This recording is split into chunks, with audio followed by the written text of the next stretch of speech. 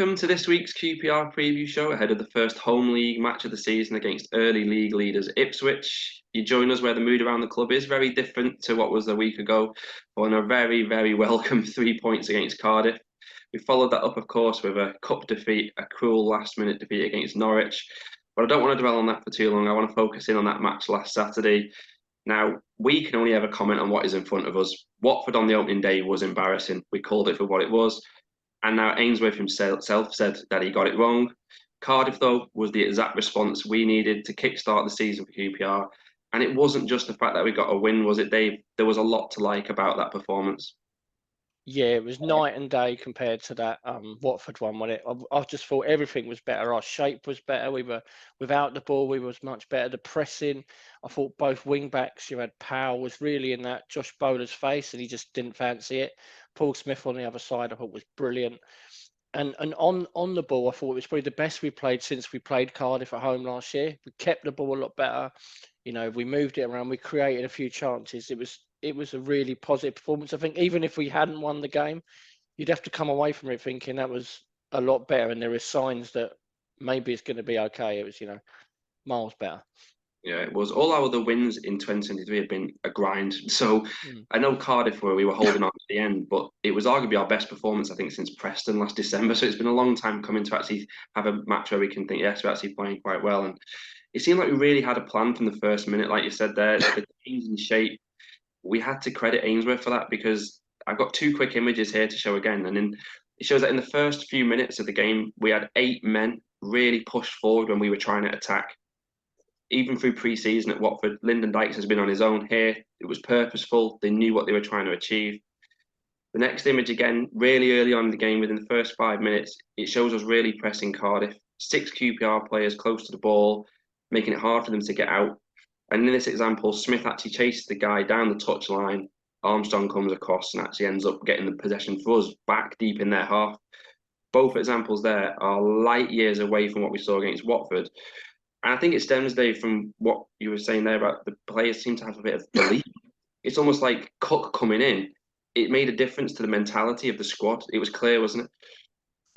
He did make a massive difference, I thought, Cook. He was a bit like when Johansson come in, and it was like, oh, that's why he's one of them promotions. He's quite good, isn't he? He just organised the defence, gave everyone a lot more confidence, and we just felt from the first minute a lot more solid. It didn't feel like it was going to collapse any minute. They only really got back in the game when we had to make changes, and I think we all know that below the first 11, it's not that strong, is it? And I thought, the changes affected us. But yeah, I was really impressed with Cook. I hope he can keep that up. I don't want to go too big on him because Balogun looked really good this time last year as well. But yeah, it was a good debut for him. Yeah, I just think it wasn't even the way he performed. I think it's just the way he helped the team believe they could win the game.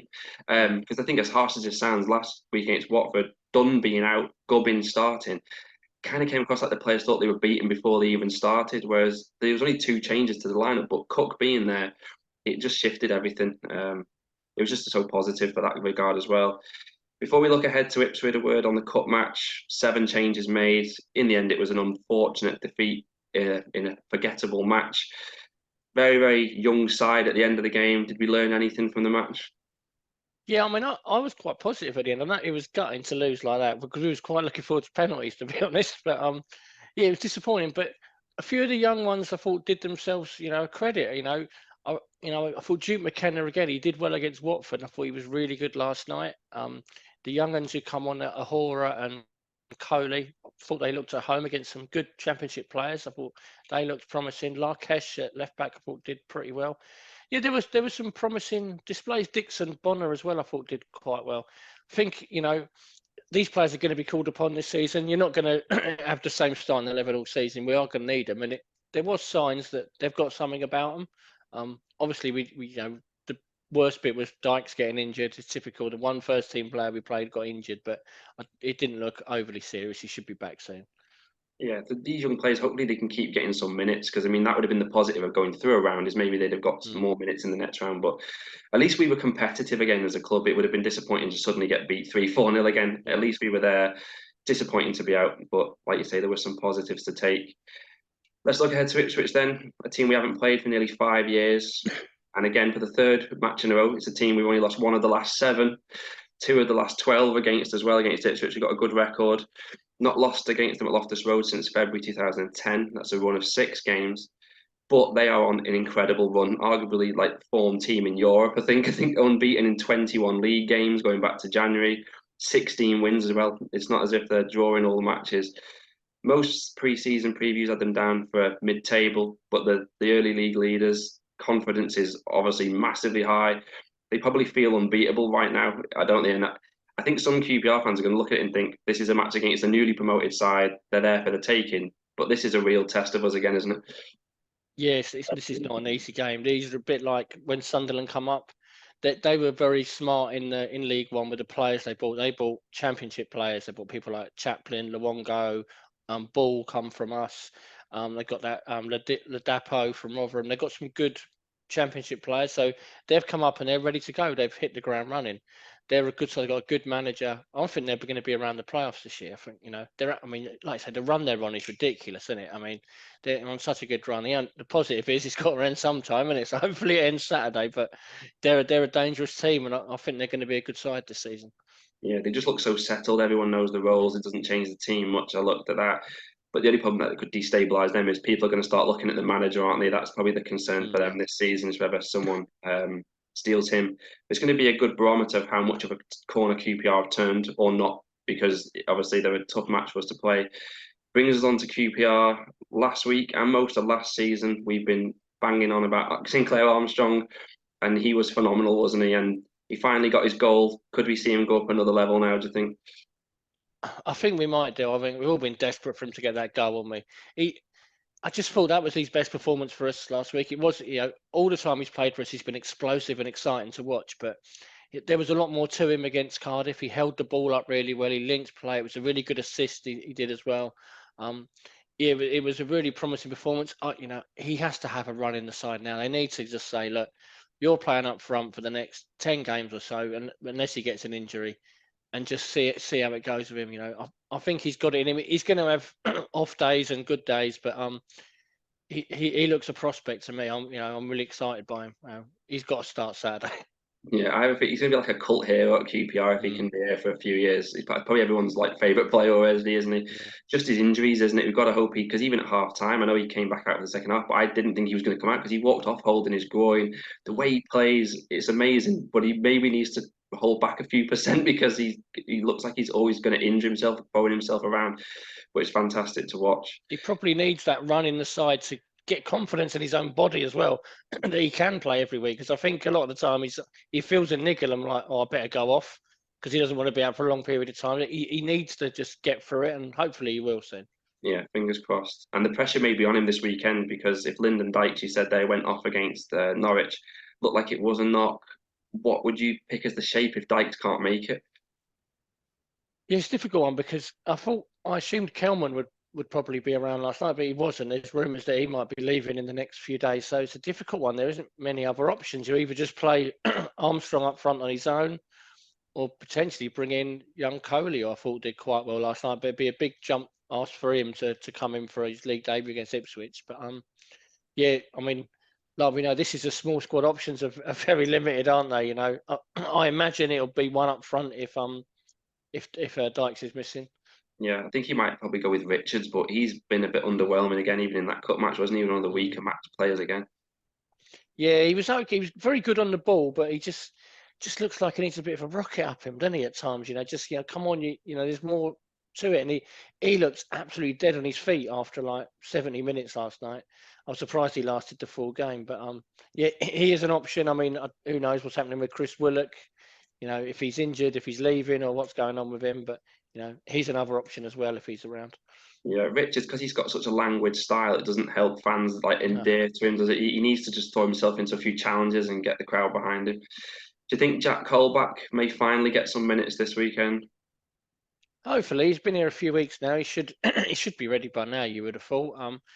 Just to add a bit of competition to it, difficult to know what happened with defenders. Like Sam Field played centre half last night, so is he going to play there again at the weekend with maybe Colback coming in? But it'd be nice to have a few more options in midfield. It seems every week it's just going to be Dazelle and Field, so it'd be nice to have someone else to come in. Yeah, or maybe Duke McKenna's put a bit of pressure on Gazelle, like you said at the start. He did well, didn't he? But if you think add Cole back, Jake Clark-Salter coming back from injury, touch wood for as long as he can, Jimmy Dunn, one or two more transfers, actually doesn't look too bad, does it, compared to where it looked a few weeks ago? It's amazing what one win does, isn't it? We've all changed now. But yeah, it does look a bit more promising, you know.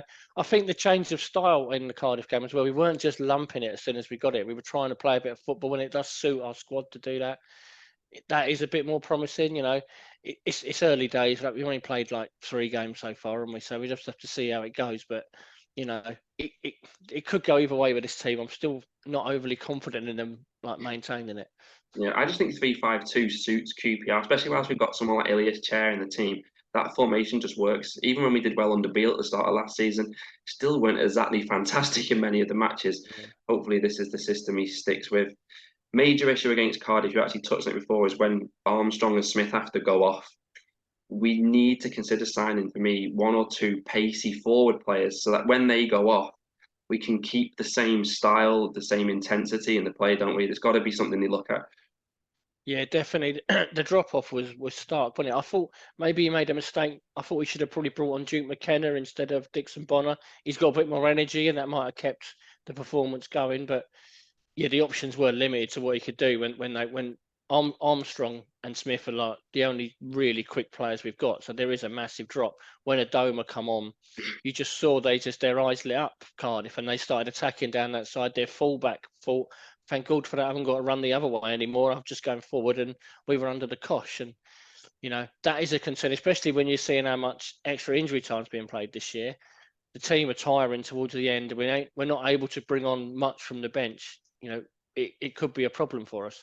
Yeah, it needs to be for me a bit like what Barnsley did a few years ago, where you've got them, they play for 60 minutes or whatever, give everything they can, and then when you change them, you can keep going again, and you defend, as you say, defenders are getting tired, and we keep going. But at the moment, we haven't got the players to change it, and it harms our chances of holding on. Yeah.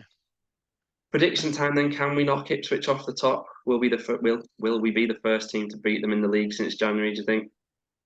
I'm more positive than I was a week ago, but I'm going to go draw for this one. I think it could be a good game. Should be a decent crowd and good atmosphere, but I think we can get a draw against them. Yeah, I'm the same. I think if we can get the same level of application we saw against Cardiff, there's no reason we can't get a draw, especially like you say with the home crowd are going to be really up for it. Where we were a fortnight ago, like you said, from there to here, at least we just hope it's another step in the right direction. Even if we lose, just keep, like last night with the cup match, just keep moving forwards. Fingers crossed we get some more points. Thanks again for watching, and as I said, thank you to everyone who's been putting comments on. We've been getting a lot lately, and we really appreciate that. Yes, it can be depressing at times watching us and following QPR, but us telling a few home truths doesn't mean that we aren't supporting the team. We want QPR to win as much as anybody, and hopefully we're all celebrating again on Saturday night. We'll see you next week as we preview a trip to Southampton, and until then, come on, you R's. We know who we are. You know who we are. We are QPR.